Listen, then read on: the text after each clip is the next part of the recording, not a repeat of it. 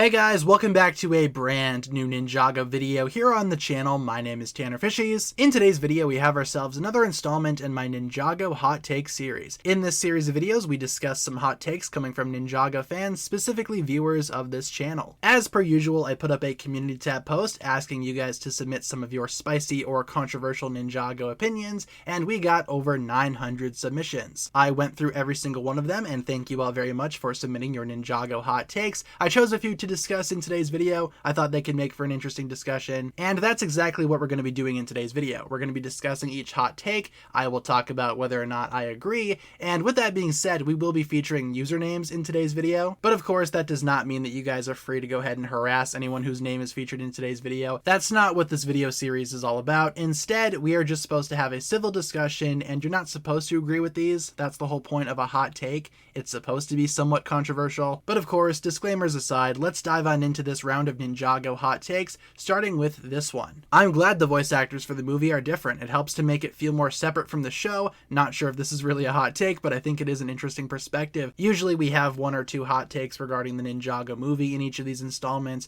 but with the Ninjago movie, yeah, a lot of Ninjago fans do not like it for a multitude of reasons, one of which is the voice cast, which primarily consists of Hollywood actors, not voice actors, and especially not the voice actors that can be found in the Ninjago TV series, and a lot of people have figured out that that's just how Hollywood works. They always want to hire big name actors for their movies because they want to gain recognition that way. We as Ninjago fans know how special the Ninjago voice cast is from the show, but obviously big names like Jackie Chan and Dave Franco, those names will get the normies in the seats, that's for sure. Like this comment says though, the actors being different in the Ninjago movie, that does help to distinguish both universes, and like I said, it's just a matter of Hollywood filmmaking. That's how things usually go down. Next up, we have this hot take, which is rather long, but I thought it was really well written. Feel free to pause and read if you want. I'm just going to read a few segments from this hot take. Lloyd's anger in Crystallized is actually very reasonable and was not out of character. The stress on Lloyd with two characters back who manipulated Lloyd, Harumi and Pythor, and the Overlord returning, etc. The stress building up on him along with the trauma likely being triggered, it turned into anger. Lloyd directed this anger onto Garmadon, which he had reason for. And the rest of the comment is referring to Lloyd's anger with Garmadon, which yes, I would consider this to be a controversial take because Ninjago Crystallized in a lot of people's eyes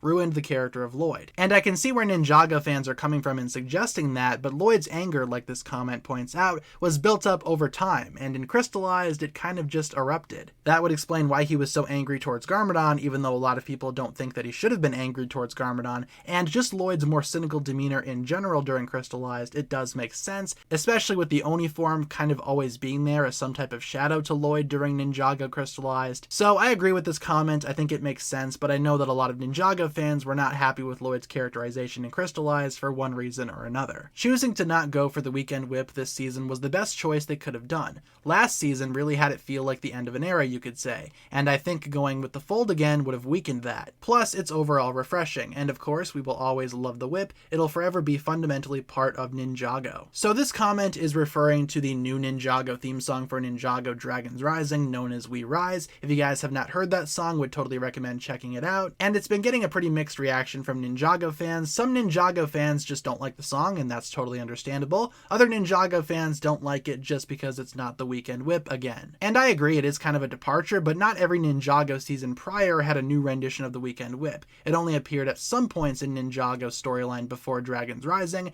not during every season. And I agree, with Ninjago Dragons Rising obtaining a new identity for the series, it would only make sense that they would also have a new theme song to sort of even things out even more, and once again enforce that new identity. People are way too quick to say that they like Eren already. We've only seen him for a few trailers, and we know the basics of his story, which could be cool, but then there's the wish fulfillment aspect of being trained by Lloyd. He also learned Spinjitzu all on his own. Dare I say that makes him a bit of a Gary Sue? But I'm not so sure if everybody liking Eren right away is all that big of a problem. I mean, sure, we don't really have a whole lot of information about the guy. As of the time of recording this, Dragons Rising has not yet been released, but I can see why people would find him appealing, and that's a good thing. If people like Eren just based on either how he looks, how he acts, or what his backstory is, I think that's a good thing for Ninjago fans as they welcome themselves into Dragons Rising. I'm not really sure if I would consider myself an Eren superfan, but just given the trailers and everything that we've seen so far, I find his character to be interesting and I want to see more of him. And I think that's what people like about Eren. Obviously we can't like his character fully just yet as the series has not yet come out, but we can appreciate how intriguing his character is. series. Hot take, all seasons, even the weak ones, are amazing and wonderful, and I love them all. I just liked this one because it was super positive compared to some of the other hot takes that we've had so far. And it's awesome that you love every single Ninjago season. Me personally, I think there are good things to be found in every single Ninjago season,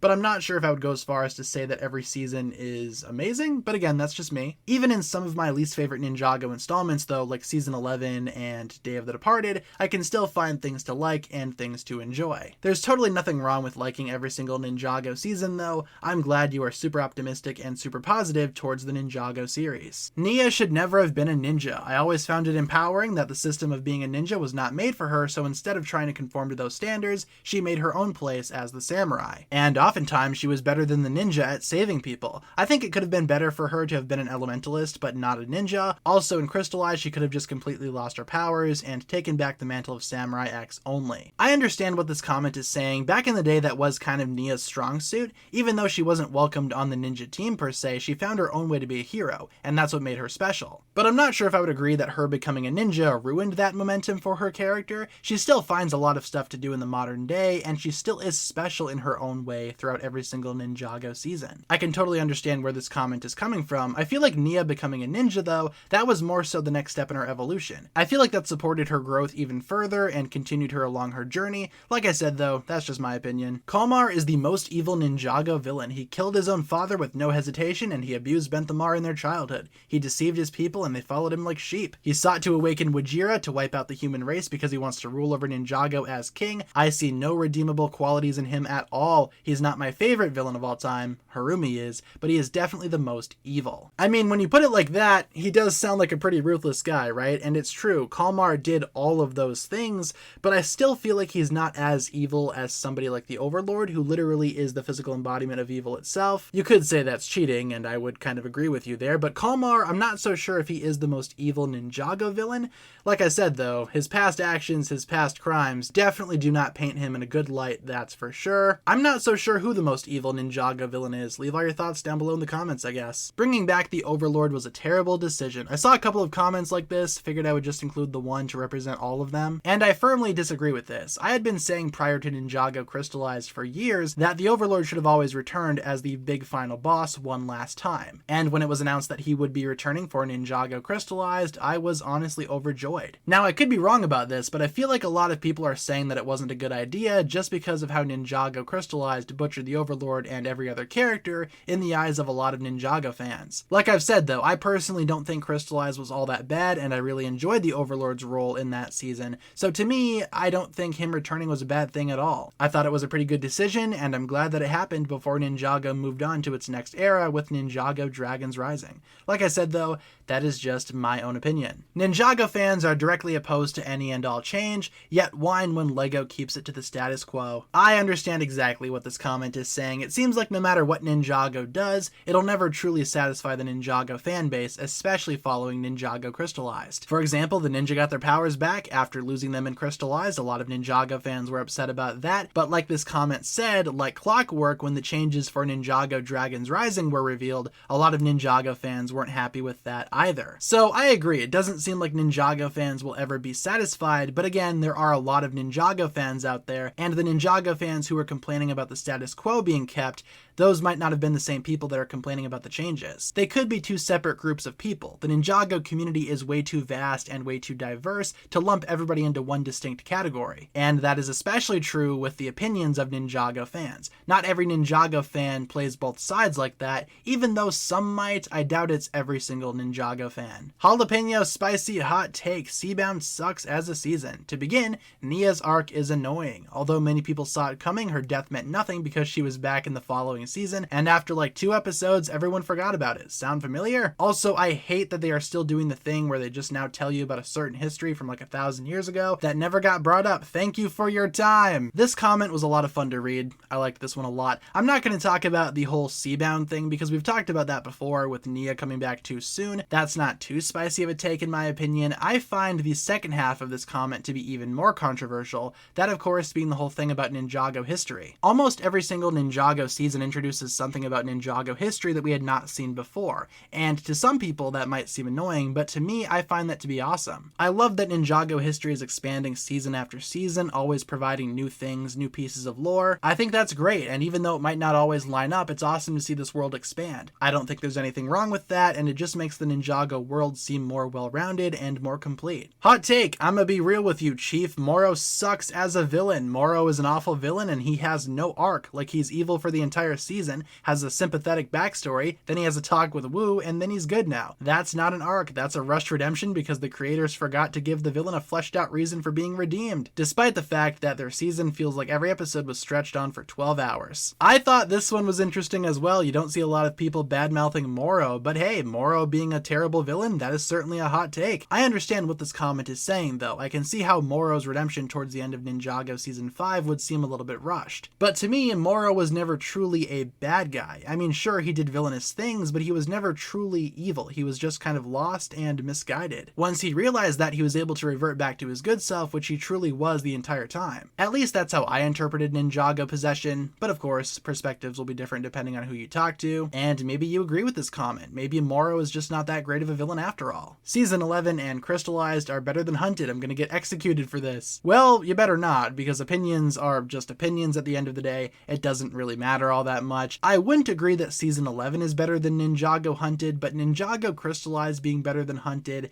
I kind of agree with that. And I know that's definitely a hot take in and of itself, right? Ninjago Hunted is praised by a lot of Ninjago fans. I just don't think it's all that great when compared to other seasons, and I would definitely watch Crystallized over Ninjago Hunted any day of the week. And finally, we have this one right here. I just included this one because I thought it was funny. Hot take, Garmadon schools Thanos in a fight. Doesn't even break a sweat. Thanos tries to snap, but Garmadon fights without fighting, and Thanos disappears. I just love the visual here. Garmadon fighting Thanos using the art of the silent fist, fighting without fighting, and eventually he wins doing that. Maybe that's what the Avengers should have done the whole time. But of course, guys, with that being said, that'll pretty much wrap it up for today's round of Ninjago hot takes. Thank you so much for watching. That's pretty much all we have time for in today's video, but I do want to say thank you very much to everybody who submitted your own Ninjago hot takes. Sorry we couldn't include every single hot take in today's video. That would just make this video uber long, but we will be doing more hot takes installments in the future, so be sure to stay tuned for those. And in the meantime, I hope you guys enjoyed this one. Leave a comment down below. Which opinion did you find to be the most controversial, and which ones did you find yourself agreeing with, if any? Leave all your thoughts down below. Hopefully you enjoyed today's video, and with that being said, guys, that'll pretty much wrap it up for my thoughts here. Thank you so much for watching. If you guys enjoyed, feel free to like and subscribe, do all that fun stuff, and I will talk to you guys again very, very soon. Peace.